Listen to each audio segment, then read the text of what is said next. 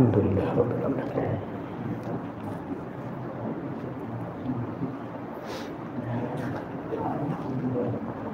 Bismillahirrahmanirrahim. Assalamualaikum warahmatullahi wabarakatuh. Alhamdulillahi rabbil alamin. Wassalatu wassalamu ala asyrafil anbiya wal mursalin. Allahumma arzuqna fahman nabiyyin wa hifdzal mursalin wa ilhamal malaikatil muqarrabin birahmatika ya arhamar rahimin. Kaum muslimin wal muslimat yang dimuliakan Allah, mari senantiasa kita bersyukur kepada Allah Subhanahu wa taala atas segala nikmatnya, rahmatnya, karunia-Nya kepada kita semua. Kemudian salawat dan salam senantiasa kita ucapkan selalu kepada junjungan kita baginda Nabi Muhammad SAW serta keluarga dan sahabatnya dan pengikutnya ila yaumil qiyamah. Bismillahirrahmanirrahim.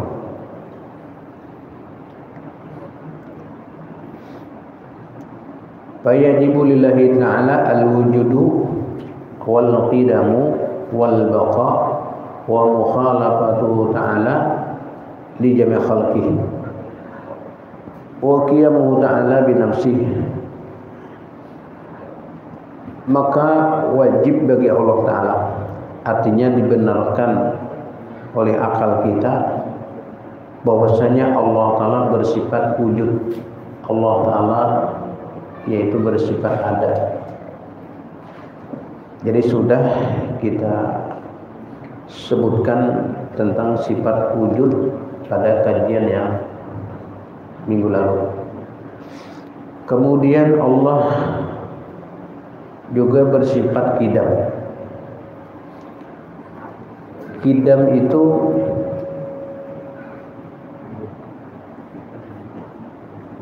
wa ma'nahu al-intifa'u li awaliyati li wujudillahi ta'ala. Bermula makna qidam itu yaitu tertolak awal permulaannya, artinya Allah Ta'ala itu tidak ada awalnya atau disebut dengan sedia. Allah Ta'ala bersifat sedia, artinya tidak ada awalnya, tidak ada permulaannya. Jadi wajib kita meyakini bahwasanya Allah itu tidak ada awalnya, tidak ada permulaannya, atau disebut dengan qidam tadi.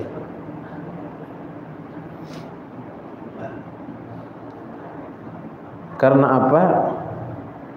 Seandainya Allah Ta'ala itu tidak bersifat qidam, artinya seandainya Allah Ta'ala itu tidak bersifat qidam, tidak bersifat sedia,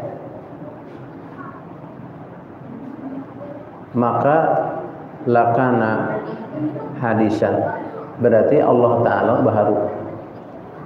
Jadi laukana Allah ghaira qadimin, kalau Allah tidak bersifat qidam, lakana hadisan, niscaya Allah Ta'ala bersifat baharu, berarti Allah Ta'ala bersifat baharu. Arti baharu adanya didahului oleh tiada. Jadi kalau Allah Ta'ala tidak bersifat qidam, berarti baharu, berarti ada awalnya. Apabila Allah Ta'ala baharu, arti baharu itu berubah, asalnya tidak ada berubah menjadi ada, itu namanya baharu.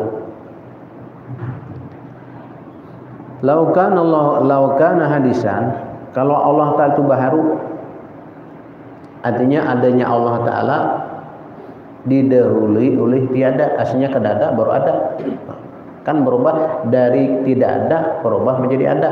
Nah, kalau Allah Ta'ala baharu, labtaqar ila muhdisin, niscaya berhajat kepada muhdis, kepada yang menciptakannya.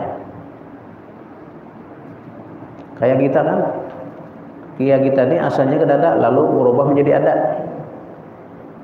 baru berarti berhajat kepada yang menciptakannya.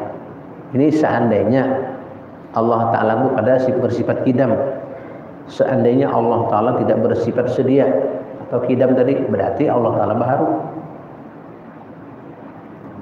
Berarti kalau Allah Ta'ala baharu, berhajat kepada yang menciptakannya. Nah, yang menciptakan itu berarti berhajat lagi kepada yang menciptakan. Terus yang menciptakannya berhajat kepada yang menciptakan, terus tidak berkesudahan. Maka terjadilah namanya apa? Daur.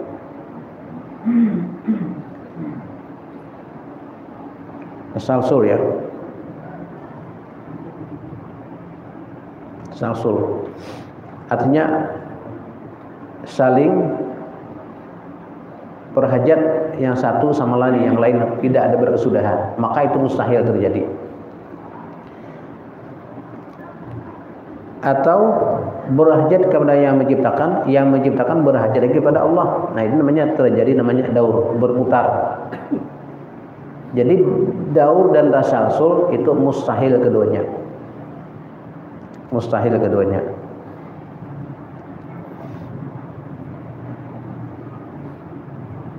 Berarti kalau mustahil keduanya, berarti jelas Allah bersifat qidam, bersifat sedia.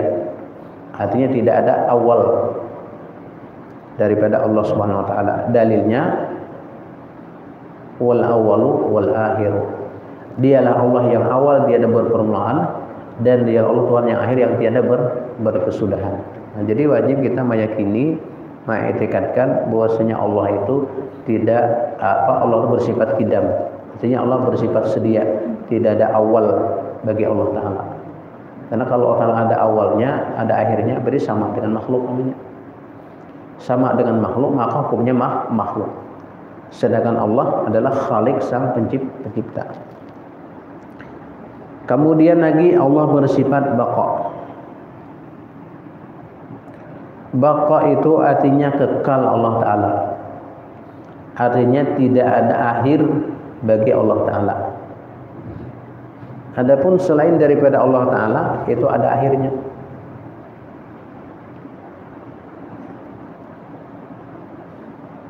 Ada akhirnya. Adapun Allah Ta'ala tidak ada akhirnya.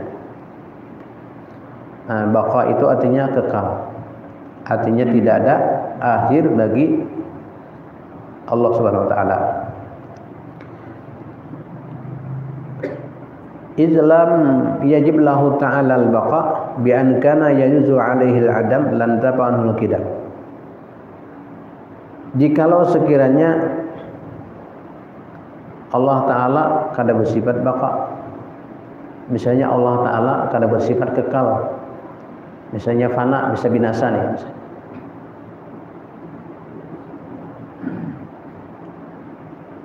Berarti tertolaklah sifat qidam tadi, sifat yang sedia tadi. Nah, sedangkan qidam, tertolak sifat qidam itu tidak sah, tidak dibenarkan, tidak diterima oleh akal. Adapun dalil bahwasanya Allah telah bersifat kekal, wa yabqa wajhu rabbika dzul jalali wal ikram. Kekal zat Tuhan engkau ya Muhammad yang mempunyai kebesaran dan kemuliaan.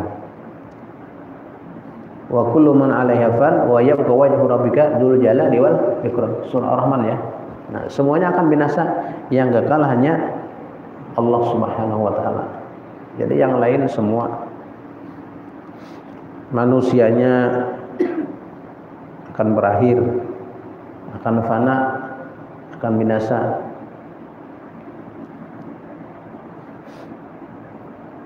Malaikatnya pun juga akan berakhir juga.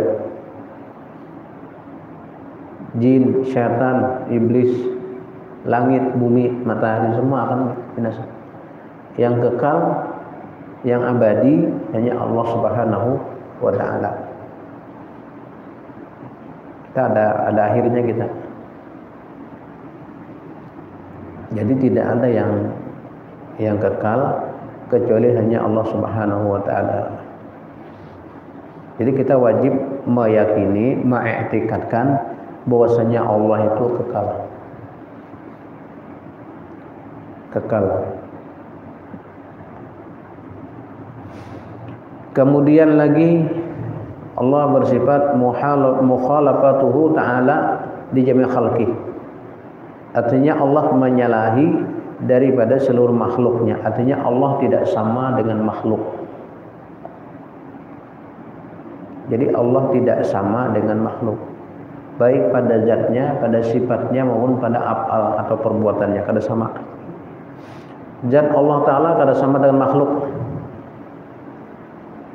Zat Allah Ta'ala bukan benda dan bukan pula sifat, tetapi zat yang mempunyai sifat.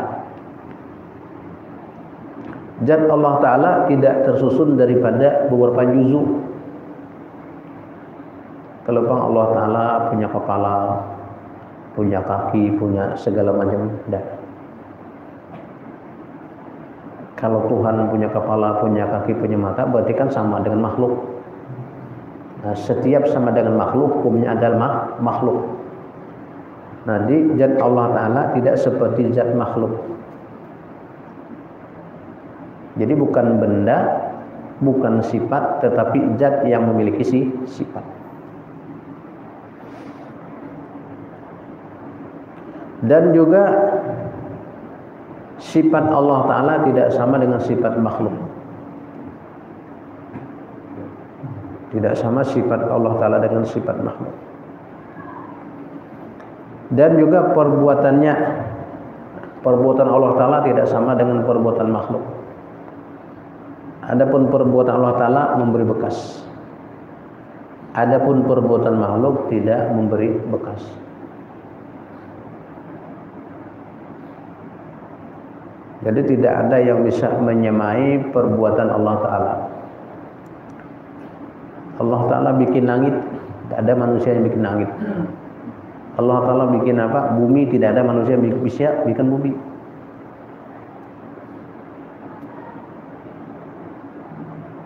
Jadi tidak ada yang menyamai perbuatan Allah Ta'ala. Bahkan Allah Ta'ala membuat nyamuk, tidak ada satu pun manusia yang bisa bikin nyamuk seperti bikinan Allah Ta'ala. Ada profesor mana yang bisa bikin nyamuk?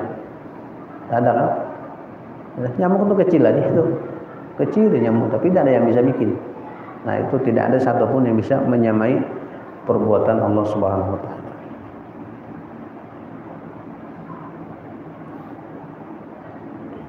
Jadi Allah Ta'ala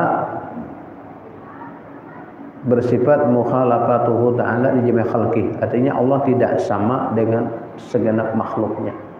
Jadi Allah Ta'ala itu tidak bisa digambarkan, tidak bisa dibayangkan, tidak bisa dihayalkan.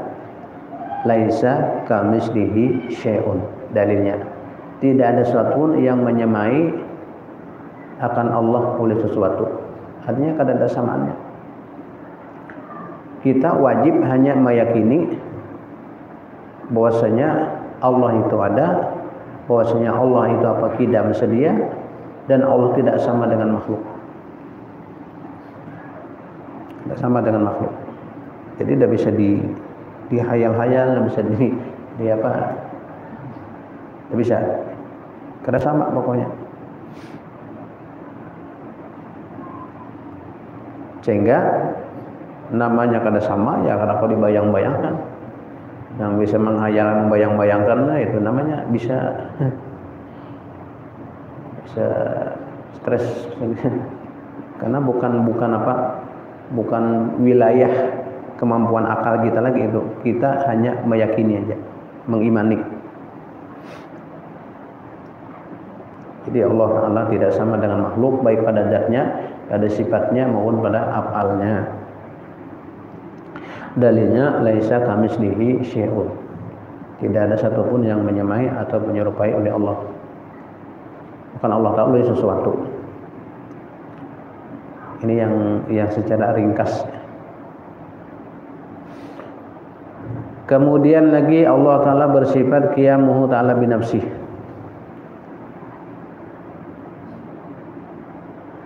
Qiyamuhu ta'ala binafsih artinya berdiri Allah Ta'ala dengan sendirinya. Artinya Allah Ta'ala ada dengan sendirinya tanpa berhajat kepada yang menciptakannya. Kalau dia berhajat kepada yang menciptakan, berarti dia diciptakan, bukan pencipta.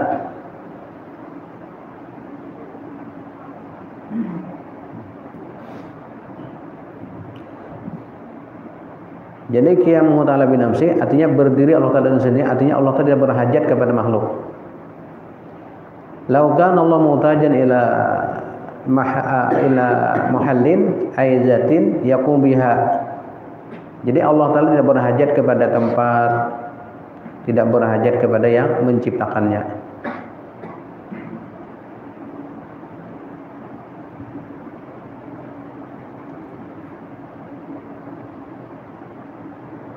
Jika Allah Ta'ala berhajat kepada yang menciptakan, niscaya Allah Ta'ala baharu. Kemudian kalau dia baharu, berarti berhajat kepada yang menciptakan lagi. Yang menciptakan berhajat kepada yang menciptakan lagi. Maka terjadilah namanya tadi apa? Daur dan tasalsul tadi. Sedangkan itu mustahil keduanya. Jadi wajib artinya dibenarkan oleh akal. Allah Ta'ala bersifat qiyamuhu ta'ala bi nafsi, berdiri dengan sendirinya, artinya ada dengan sendirinya, tidak berhajat kepada yang menciptakannya. Dalilnya dalam Al-Quran, innallaha la ghaniyun 'anil alamin. Sesungguhnya Allah kaya, kada berhajat kepada sekalian alam ini, kada berhajat.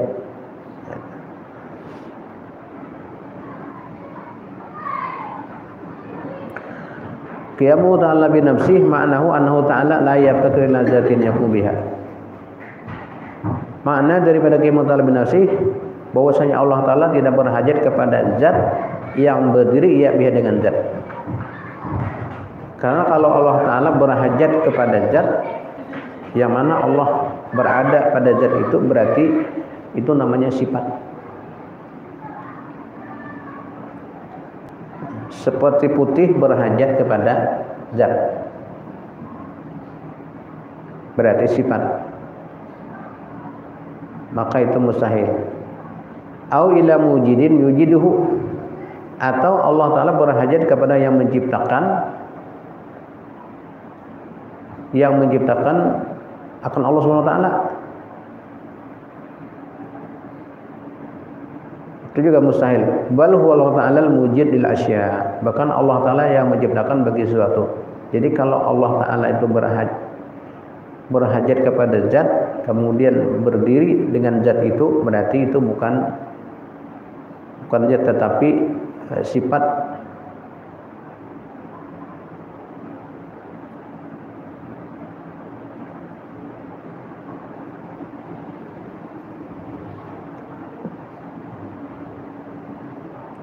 Atau berhajat kepada yang menciptakannya, nah, berarti dia baharu kan.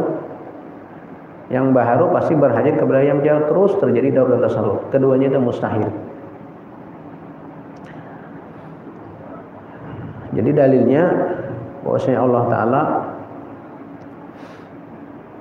itu bersifat qiyamuhu ta'ala bi nafsihi, dalilnya innallaha la ghaniyun 'anil alamin. Sesungguhnya Allah itu berapa? Kaya, tidak berhajat kepada sekalian alam. Kemudian wajibul ta'ala al-wahdaniyatu, dan wajib pula Allah Ta'ala yaitu bersifat wahdaniyat, artinya dibenarkan oleh akal dia apa? Bahwasanya Allah Ta'ala bersifat wahdaniyat, bersifat esa. Esa itu artinya satu ya, tunggal.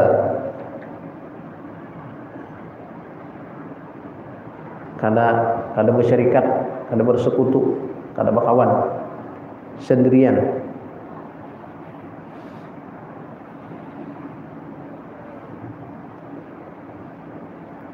Tidak ada yang menyamai dan menyerupainya. Wahdaniyat artinya esa Allah Ta'ala. Esa pada zatnya, esa pada sifatnya, esa pada af'alnya. Tidak ada satu zat pun yang menyamai, yang menyerupai dengan zat Allah Ta'ala. Tidak ada satu sifat pun yang menyamai seperti sifat Allah Ta'ala. Tidak ada satu perbuatan pun yang menyamai perbuatan Allah Ta'ala. Itu nama esa pada zat, pada sifat, pada af'al.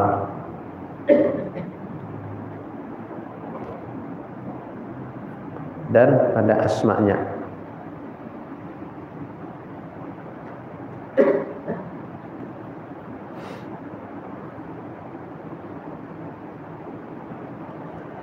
Wa maknaha, bermula maknanya daripada wahdaniyah annahu ta'ala, bahwasanya Allah Ta'ala la saniyalahu, tidak ada yang menduainya, bizati pada zatnya. Artinya tidak ada yang menyamai menduainya pada zatnya.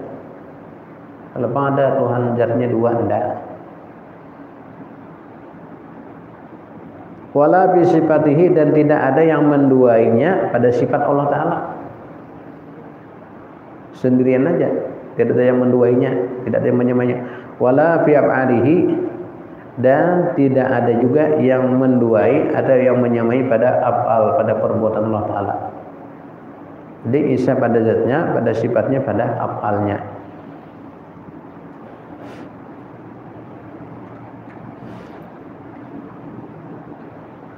Dalilnya apa? Qul huwallahu ahad, ya. Katakanlah dia Allah itu ahad, esa. Esa pada zatnya, pada sifatnya, pada af'alnya. Jadi wajib kita untuk mengetahui, meyakini bahwasanya Allah Ta'ala esa. Pada zatnya, pada sifatnya, pada af'alnya. Tidak ada satu zat pun yang menyamai zat Allah Ta'ala. Tidak ada satu sifat pun yang menyamai sifat Allah Ta'ala. Dan seterusnya.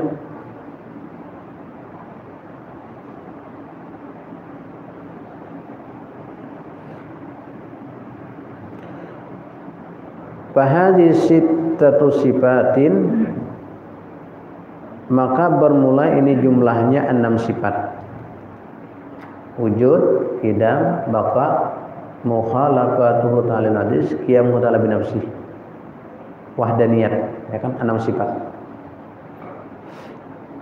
Al-ula minha tusamma sifatan nafsiyatan.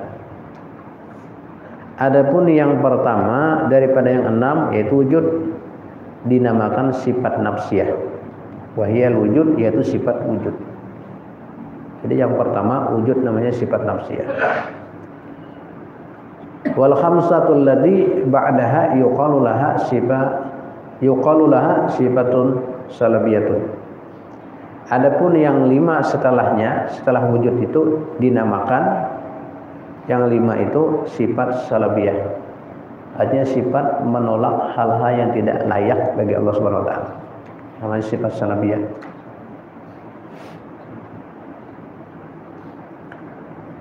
Kemudian wa yajibu lahu ta'ala aidan sab'u sifatin.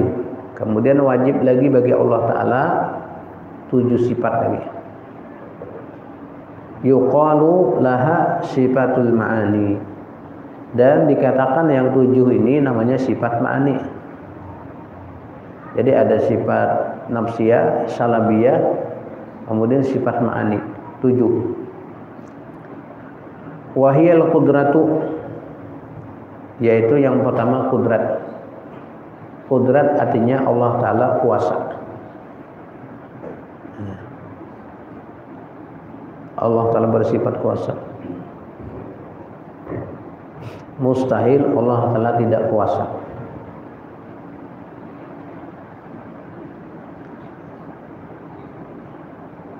Dalilnya adanya alam ini. Kalau seandainya Allah Ta'ala tidak kuasa, berarti kan lemah, ya. Kalau lemah berarti jelas tidak bisa menciptakan alam semesta ini. Kalau dikatakan tidak bisa menciptakan alam semesta ini, mustahil. Menyalahi bukti dan kenyataan. Kenyataannya alam ini ada. Berarti dengan adanya alam ini menjadi dalil bahwasanya Allah Ta'ala itu kuasa.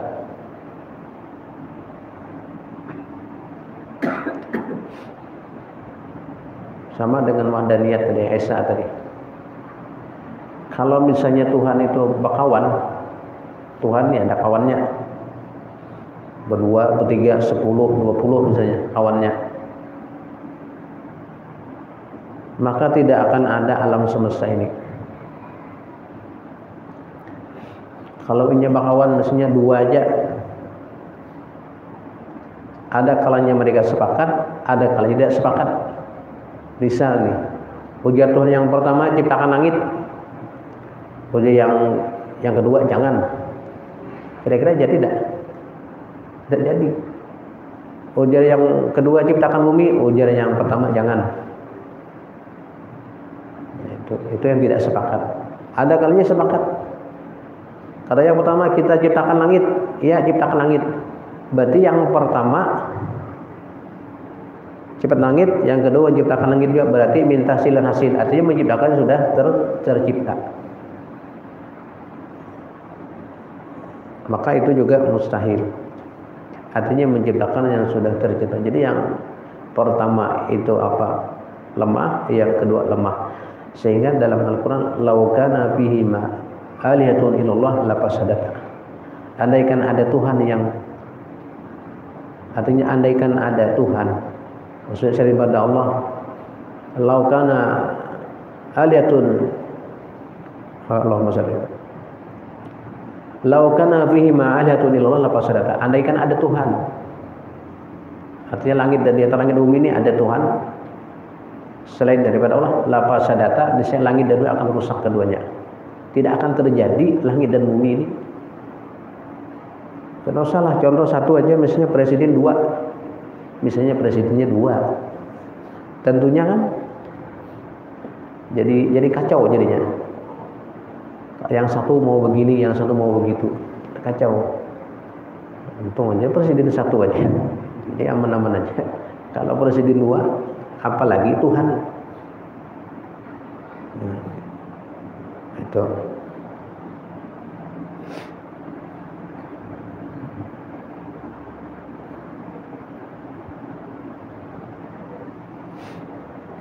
Ini artinya bagi keyakinan kita selaku orang muslim, meyakini bahwasanya Allah itu bersifat wahdaniyah, bersifat esa, kemudian bersifat lagi apa?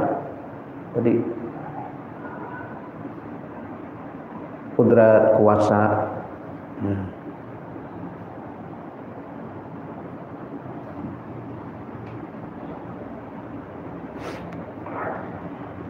Itu namanya dalil akal ya. Jadi dalilnya bahwasanya Allah Ta'ala esa, satu dalilnya dari qul wallahu ahad. Katakanlah dia Allah itu esa. Esa pada zatnya, pada sifatnya, pada afalnya. Nah, itu.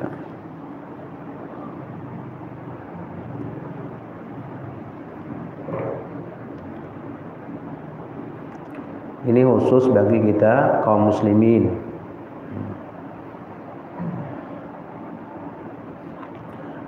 Untuk meyakini dan mengimani terhadap sifat-sifat yang wajib bagi Allah tersebut.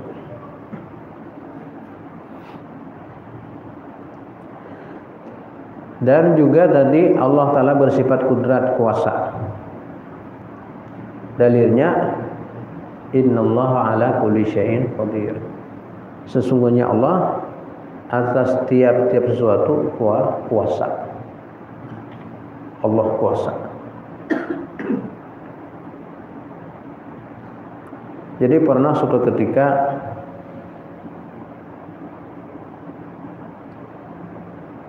Allahumma shalli ala Muhammad, Nabilah Idris alaihissalam. Nabilah Idris ini pada suatu ketika didatangi oleh iblis. Iblis ingin mengganggu Nabilah Idris alaihissalam. Karena Nabi Idris ini beliau itu pekerjaannya menjahit pakaian.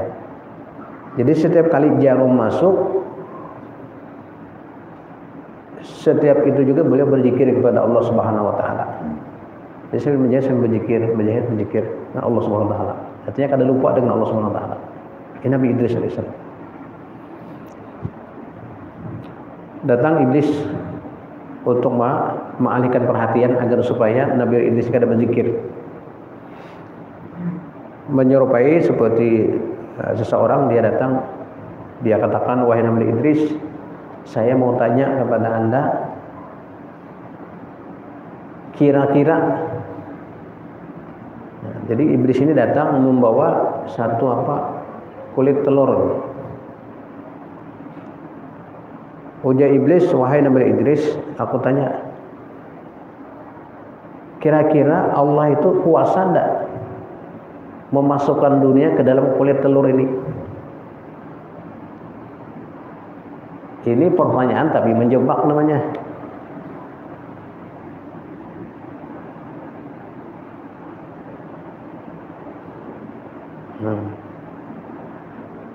Jadi kalau ada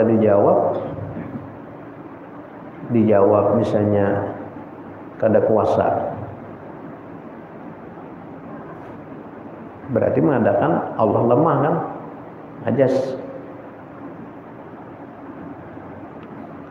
Jadi ujar Nabi Idris, Allah itu maha kuasa. Allah maha kuasa. Jadi ada kalanya, artinya Allah kuasa kalau Allah menghendaki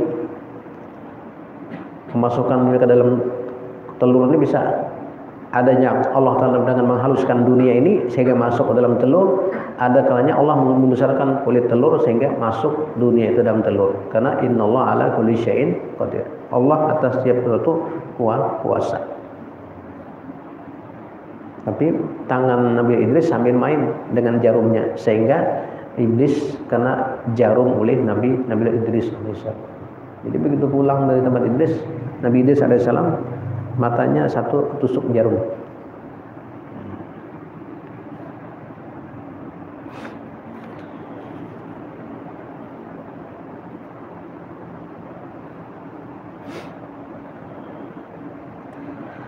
Kemudian wal iradatu, kemudian kita meyakini, mengiktirafkan bahwasanya Allah itu berkehendak, bersifat iradat, berkehendak. Kalau Allah Ta'ala tidak berkehendak, berarti Allah itu dipaksa. Kalau kenapa kehendak berarti dipaksa. Kalau Tuhan dipaksa, berarti mempunyai sifat kekurangan. Berarti kalau mempunyai sifat kekurangan berarti lemah. Kalau lemah berarti tidak kuasa. Kalau tidak kuasa berarti tidak bisa menciptakan alam semesta. Sedangkan alam ini ada, berarti Allah itu kuasa. Berarti Allah itu tidak lemah, berarti sempurna. Berarti Allah itu bersifat iradat. Dalilnya dalam Al-Quran, fa'alul lima yurid. Allah memperbuat apa yang dikehendakinya. Allah menghendaki dalam apa? Dalam surah Yasin, iza arada syai'an ayyakul lakum fayakun. Apabila Allah menghendaki satu jadi, maka terjadi. Jadi tidak sulit bagi Allah SWT. Allah berkehendak. Kemudian wal ilmu, dan Allah bersifat mengetahui. Jadi Allah mengetahui yang nampak, yang tidak nampak, yang jauh, yang dekat, yang besar, yang kecil, sama dalam ilmu Allah Ta'ala. Semua Allah mengetahui.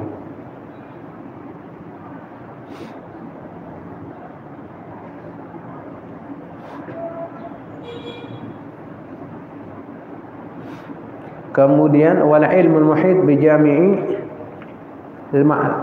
ma'lumat, dan ilmu Allah meliputi seluruh maklumat.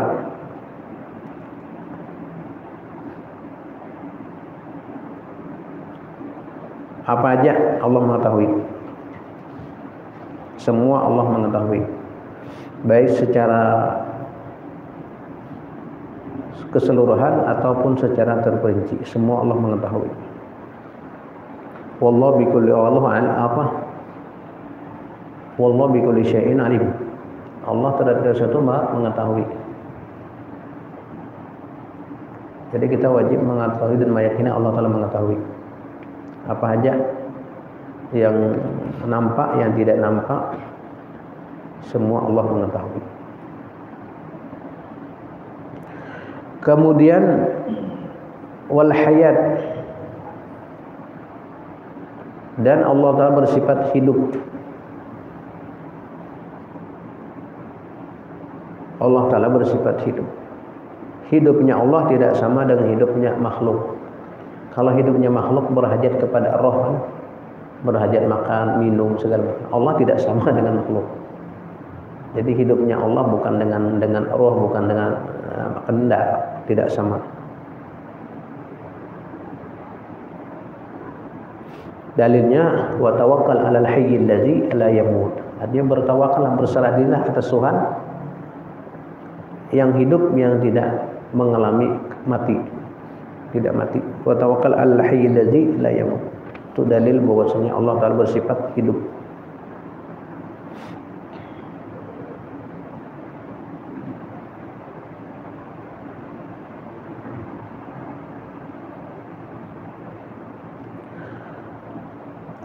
Wasam'u,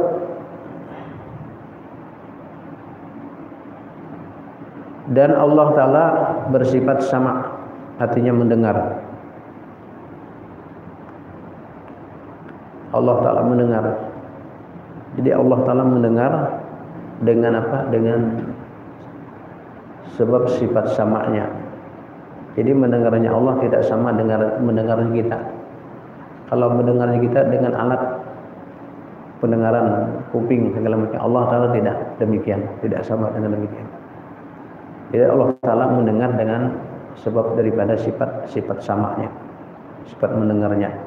Dan pendengaran Allah ini yang jauh, yang dekat, yang nyaring, yang pelan sama dalam pendengaran Allah Ta'ala.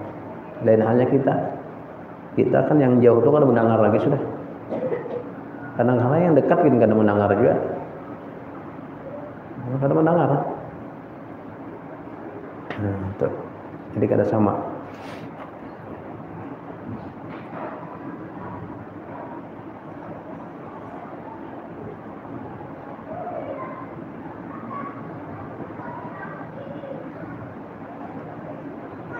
Banyak kan dalam Al-Quran dalilnya. Allah Sami'un Alim, ya kan? Allah Maha mendengar lagi mengetahui, dalilnya. Kemudian Allah bersifat basar, melihat.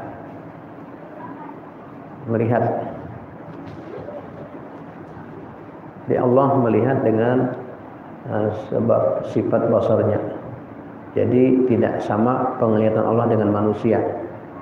Kalau manusia melihat pakai alat bola mata dan sebagainya, Allah tidak demikian. Dan penglihatan Allah Ta'ala sama, yang dekat, yang jauh, yang besar, yang kecil, yang nampak, yang tidak nampak, sama dalam penglihatan Allah. Banyak dalam Al-Quran, wallahu basirun bil ibad. Banyak Allah melihat, dan Allah basirun bima ta'malun. Banyak kan? Wal kalam, dan sifat selanjutnya Allah bersifat kalam, berkata-kata. Dalilnya wa kallamallahu Musa taklima. Allah berbicara dengan Nabi Musa akan sebagai sempurna kata.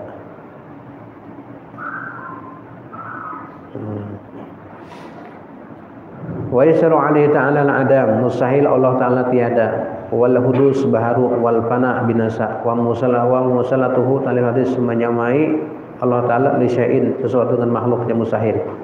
Wa ibtakaru ila zatin aw mujidin, berhajat Allah Ta'ala kepada zat atau yang menciptakan yang mustahil. Wa alla yakuna wahidan, dan mustahil bahwasanya Allah Ta'ala tidak esa pada zatnya, pada sifatnya, pada afalnya. Yang mustahilnya. Wa yasahilu al-ajizu, mustahil Allah Ta'ala lemah. Wa wujudu syai'in min alam bi ghairi iradatihi, dan adanya sesuatu alam tanpa kehendak Allah Ta'ala mustahil. Wal jahlu bi syai'in min ma'lumat, dan Allah Ta'ala mustahil tidak mengetahui daripada segala yang maklumat. wal maut, dan Allah Ta'ala mustahil bersifat mati. Wasamam, dan mustahil Allah Ta'ala bersifat tuli. Wal amma, dan mustahil Allah Ta'ala bersifat buta. Wal bakam, mustahil Allah Ta'ala bersifat bisu. Nah,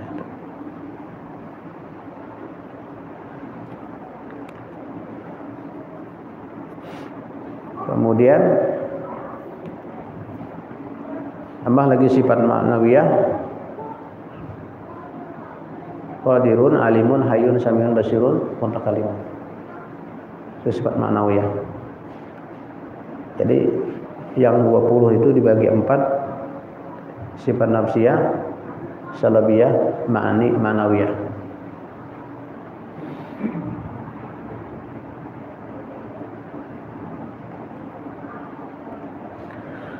Kemudian wa yajuzu fi haqqihi azza wa jalla fi'lu kulli mumkinin wa tarkihi. Kemudian sifat yang selanjutnya yaitu harus pada hak Allah Ta'ala memperbuat tiap-tiap mungkin atau meninggalkan dia. Jadi yang sifat yang wajib 20 yaitu wujud, qidam, baqa, mukhalaf, dalwadis, qiyam, mutalab, nasih, wadaniyah, qudrat, iradat, ilmu, hayat, sama, basar, kalam, qadirun, muridun, alimun, hayyun, samiun, basirun, mutakallimun. Lawannya ada mudus, kemudian sampai kaunu abu kama. Jadi yang wajib 20, yang mustahil 20 juga. Kemudian yang harus 1, yaitu fi'lu kulli mumkinin au tarkuhu, yaitu memperbuat tiap-tiap mungkin atau meninggalkannya. Maksud daripada mungkin itu yaitu selain daripada Allah, sesuatu yang adanya didahului tiada mungkin. Nah, seperti kita makhluk ini itu harus dibagi Allah Ta'ala. Seperti Allah menciptakan misalnya makhluknya itu harus bagi Allah Ta'ala. Kada wajib. Karena kalau Allah Ta'ala wajib menciptakan, berarti Allah berhajat kepada yang diciptakan itu. Seperti Allah Ta'ala memberi rezeki kepada hambanya, itu harus bagi Allah Ta'ala. Artinya ada wajib bagi Allah Ta'ala. Harus. Kalau Allah menghendaki menciptakan. Kalau Allah tidak menghendaki untuk tidak menciptakan, tidak menciptakan. Harus saja. Artinya tidak ada hal yang wajib pada Allah Ta'ala. Sebab kalau ada hal yang wajib diciptakan oleh Allah Ta'ala, berarti berhajat kepada sesuatu itu, maka itu mustahil.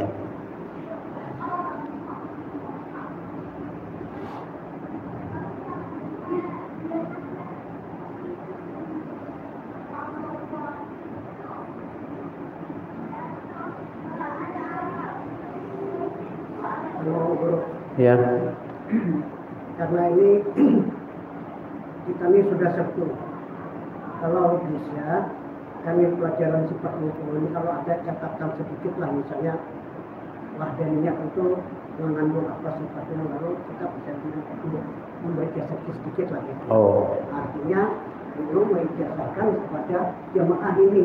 Kalau kita ada modal untuk membaca yang dibacakan oleh Bapak Guru. Boleh. Nah, yang kedua, karena ini sebentar lagi bulan Zulhijjah, artinya bulan kurban lah. Kami ini ada anak kurban. Anak kurban ini kita anak kurban orang tua.